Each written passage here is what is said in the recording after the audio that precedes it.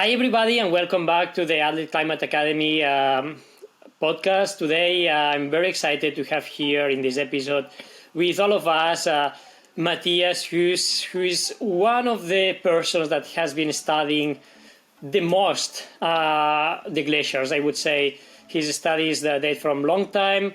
He's been researching in a lot of different aspects on glaciology, from the debris to how these glaciers are evolving to and everywhere in the world. So first of all, Matthias, thanks for being here with us. And can you introduce yourself for those who don't know you? So I'm Matthias Huss. I'm a glaciologist from Switzerland. I'm working at ETH Zurich and I'm the head of the Swiss Glacial Monitoring Network. So I'm researching glaciers. I'm doing a lot of measurements on them, but I'm also developing models for better understanding their behavior and for projecting how they evolve in the future. Yeah, I think when we go to the mountains, and I think all the outdoor athletes, they can rely on that. When we go to the mountains, one thing that we notice very quick is how glaciers are decreasing. Like if you are in Chamonix, for example, and you are going up to Widemidi, like it's crazy how it's been like melting the glacier there, and that's a trend probably all around the world that glaciers are melting. And why is so important to monitor this glaciers evolution? So first of all, glaciers are very visual. So I also say glaciers are the ambassadors of climate change because they make it clear to everybody. You don't have to be a scientist that something big is going on. Climate is quite difficult to understand because it's the mean over 30 years. But normally we feel the weather, so how it changes from day to day, from winter to summer. So we don't feel climate change for us. But glaciers, they integrate all these long-term changes and they show their retreat, and everybody understands if the ice is melting, then climate is changing. So these data that we acquire since a long time, so in Switzerland, this monitoring goes back over more than 100 years. This allows us to better understand how these ice masses respond to climate change, but then also to say what will happen in the future. Yeah, you are talking about the future and what will happen, and it's crazy that it's been monitoring for so long. Probably is one of the kind of measurements on climate change that has been there for the longest, and probably with all this monitoring you have a kind of better picture of what will happen in the future. And what are the predictions saying? Where do you see the glaciers being in like 50 years or so? Well, we are already seeing it right now. The glaciers are disappearing. So in the Alps, many small glaciers have already disappeared, thousands even since 1900, and it's very obvious that in the future we're going to lose many glaciers. They're going to retreat, they're going to be smaller. However, I wouldn't say that there will be no glaciers at all in 50 years or 100 years. So because glaciers are retreating to higher elevations where they can be more resilient to climate change, so they try hard to adapt, but we are losing these large, low-lying ice masses that we are used to and that are so beautiful. They cannot be saved, actually, because glaciers have a very long so-called response time. So they lag behind the present climate. They're too big for the present climate. So even if we stabilize the climate right now, they're going to strongly retreat, and some of them are going to disappear anyway. However, I mean, there is some chance that we can save some of the bigger glaciers if climate is going to be stabilized as it is intended by governments all around the globe. If you really achieve these goals to stabilize climate on 1.5 or 2 degrees, we can save some of the biggest glaciers, much smaller than they are today, but still there is some hope that we can still show some ice to our children and grandchildren. And let's hope that we keep these promises as people in there like to keep this 1.5 or 2 degrees. And you were mentioning that it's to save the ice, and probably like we see the aesthetics of it, that glaciers are beautiful. It's nice to see them, it's aesthetic, but do they have a role that it goes beyond that, glaciers and this mass of ice, when it comes to the ecosystems or to the climate? Glaciers have a suite of roles going from the local scale to the global scale. So first of all, they can be quite dangerous. So we saw that this summer was the collapse of the Marmolada glacier that has claimed several lives, mountaineers. So with climate change, glaciers can become unstable, not just because of climate change. It's a combination of different factors. But the danger in high mountains is increasing with warming temperatures, also regarding permafrost thaw, rockfall, whatever, but also glacier collapses.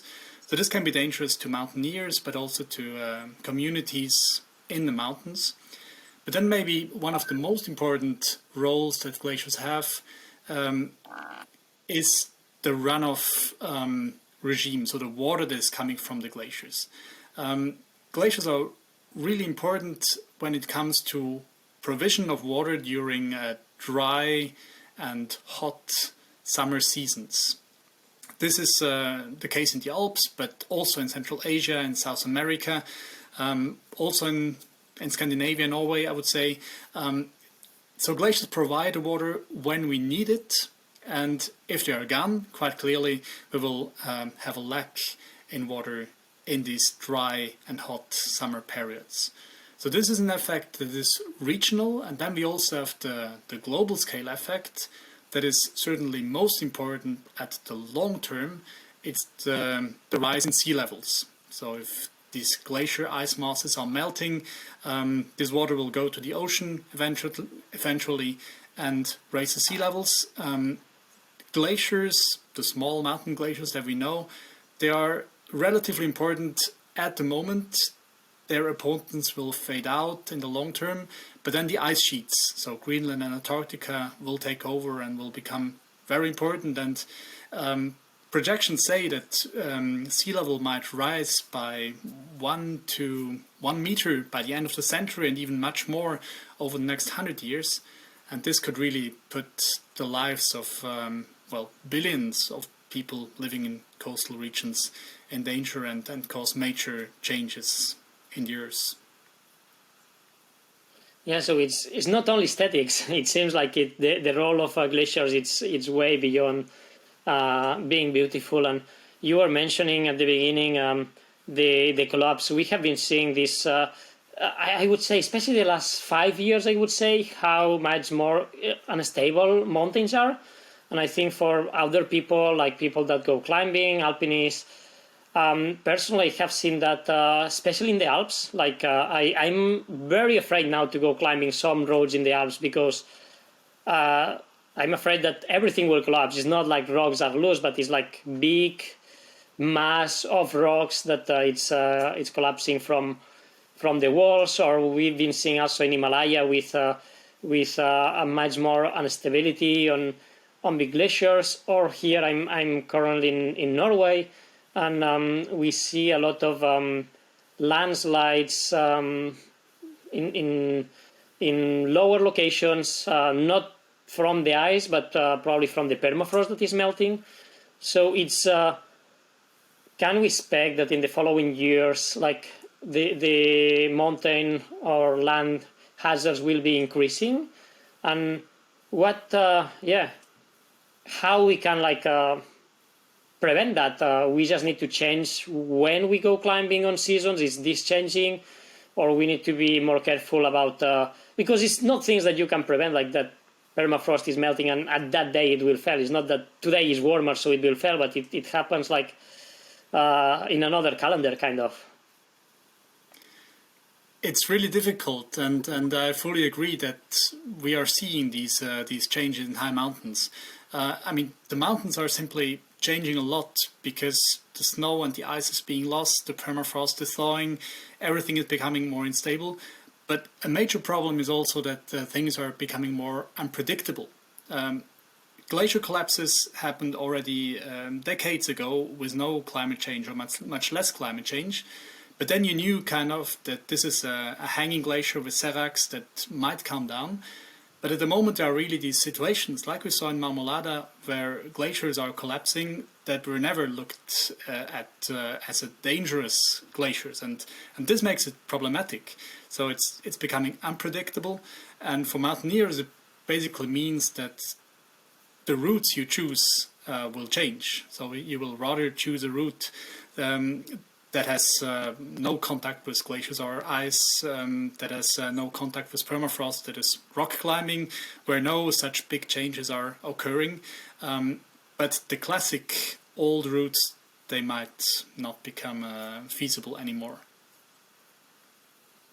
Yeah, and another thing that I heard later is that it's many lakes inside the glaciers, like these pocket lakes in the glaciers, and I seen like a lot of studies done like that in the Himalayas, probably in the Alps too. It's shown that, and that's especially for populations that they are situated lower in the valleys, below like big glaciers. How does it happen that these water lakes are formed, and where is the danger on them? There are different types of glacial lakes, and they have different behaviors. So on the one side, there are lakes that are just in front of the glaciers. This is when glaciers retreat. Lakes can often form within the moraines. So these lakes are, in theory, relatively stable, but still, if there are some landslides or ice falls that go into these lakes, they can overtop and therefore erode their dams and therefore cause mud flows that can be dangerous to communities. But then there are also lakes that are at the side of glaciers, so that are dammed up by the ice, and these lakes are normally the most unstable ones, also causing the most frequent floods. So this is a quite typical process that already has been observed earlier, but with glacial retreat we see that more and more of these depressions at the side of glaciers form, where new water can be trapped, can be dammed up by the ice, and then suddenly drain beneath the ice. And then there is a third class that is most difficult to predict.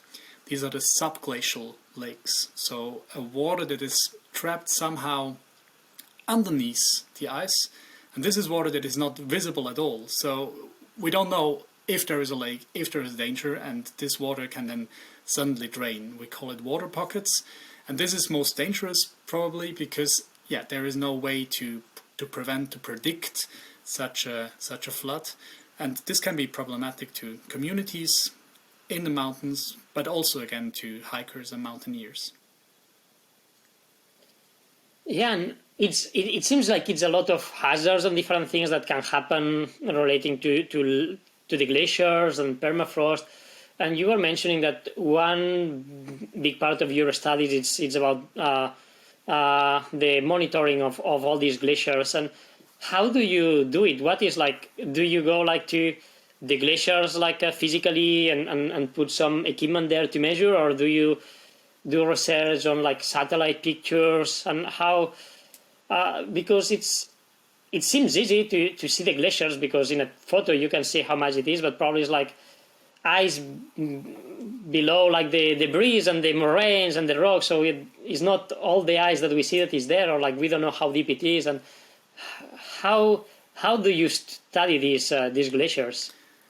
Well, of course, there are many different approaches, but one of the most important approaches we still use in exactly the same way as people did it already 100 years ago, is to go on top of the ice and measure the melting of the ice with poles with drill into the ice.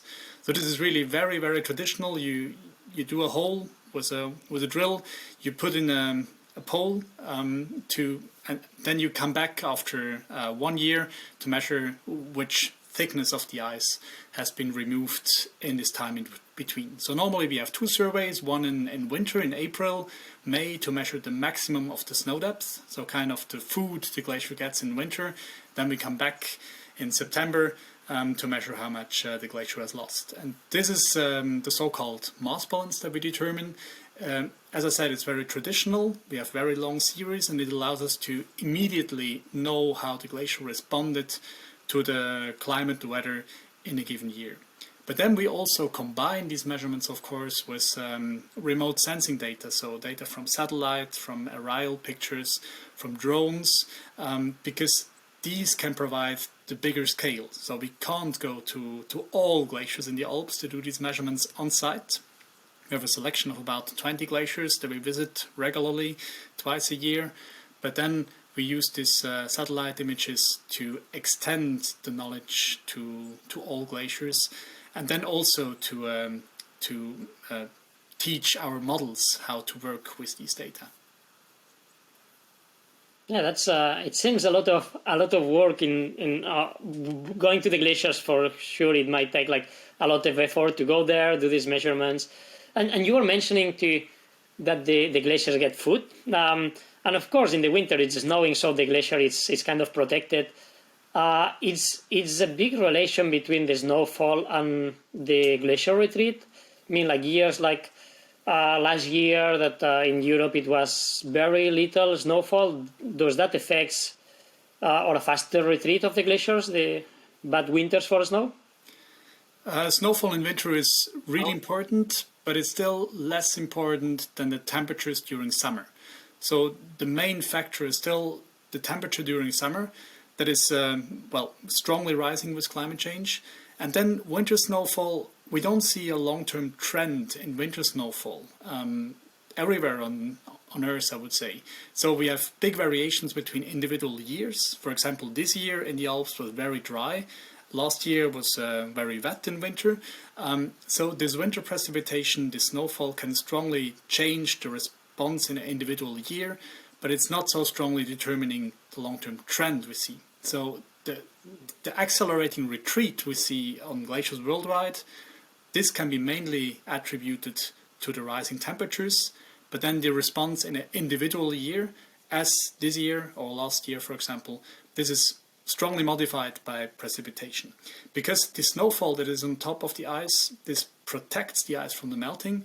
If we have little snow, the snow will melt early, so already in May or June, and therefore expose the ice earlier. And then you also have the ice that is exposed that is very dark. So dark surfaces, they absorb more solar radiation, meaning that, the energy is consumed more efficiently, and this even accelerates the melting. So there is a positive feedback effect. The earlier we remove the thin snow cover, the faster the melting of the ice starts. Yeah, that's interesting to see, like where the rising temperature or the snowfall, what's the influence to the retreat of the glacier. And it's been like always, like every year we hear this news of like one glacier that it's still growing instead of like retreating. And why does it happen? And it's very it's common, or it's in a very, very few locations? It's in a few locations. So if we look at this picture globally, we see that basically everywhere on the Earth, glaciers are retreating, they are losing mass, but there are always some local exceptions. And these can be due to local scale climate changes. And we can even say that these local scale climate changes, they're also due to the global picture, because if you shift the whole climate system, it may mean that at certain places you may get a short period, maybe 10 years, with better conditions for the glaciers. We saw such a condition in the Karakoram Mountains recently, so west of the Himalaya, and there we actually saw that there was more precipitation consistently during winter that has offset the stronger melting for a bit. But these are always short-term phases that are now overruled again by the rising temperatures. Yeah, that's interesting to see how these different patterns is not linear, but like how climate change is like affecting probably locally differently and also in different periods on different ways. And just to finish, like we often think like glaciers is a death like environment, like it's just ice and it can be minerals from the rocks, but is it life in the glaciers? Like I heard about like these bacteria that they are probably like frozen in the glaciers that if it melts they can go out, or like we know that it's some kind of algae that is living in the ice. And is it an ecosystem in the glaciers, and can like the melting of the glaciers just change how the ecosystems in the mountains will be in like 100 years or so? Yeah, we always regard the glaciers as a dead environment, but it's not completely dead. Indeed, there are microbes, bacteria living on the glacial surface where there is a lot of sunlight and water, which is actually good for them. But I mean, it's not like it's an ecosystem like a forest that is on the glaciers. It's really very small microbes that are living there. But of course, glacial retreat and climate change changes this environment as well. But I would say what is more important, ecologically speaking, is that when glaciers retreat, there is also new space that is becoming available for vegetation. And with rising temperatures, vegetation also goes back to the regions that were formerly ice covered. And this greening is something we can also observe, and this actually maybe a positive effect of all these changes. So the ice is disappearing. At first we have a desert of rocks that is completely dead, but then after a short amount of years the vegetation is coming back. So first some mosses, then some little grasses, then trees. So the vegetation is claiming back this space, and well, this new room is occupied again. Yeah, so probably like with the retreat of the glaciers and with the climate change, like I think it's very hard to imagine what will the world look in 100 years, like ecosystems, like the species that will live. It will probably change like a lot, and it's very difficult to imagine all that. But sure that with all the research that you are doing, all the publications and all the studies that you are doing, we can get a better vision on where are we going and what will happen. And I invite everyone to go to in social media. I think you are active there. They can follow you, follow what is your research, and also like I think with the university, with the Zurich University, with the ATS, like you are doing a great job. Also like on vulgarization of the research, is some amazing maps, is some amazing resources that people can find online that they are very good to visualize all these changes. And I invite everyone to go to the site. We'll put in the notes of the episode all these links. And yeah, thanks Matthias for the talk. It's been very interesting to know all these changes and all the work that you are doing on monitoring the glaciers, and hope to meet you somewhere in the mountains soon. Me too. Thanks a lot. It was a pleasure talking to you, Kilian.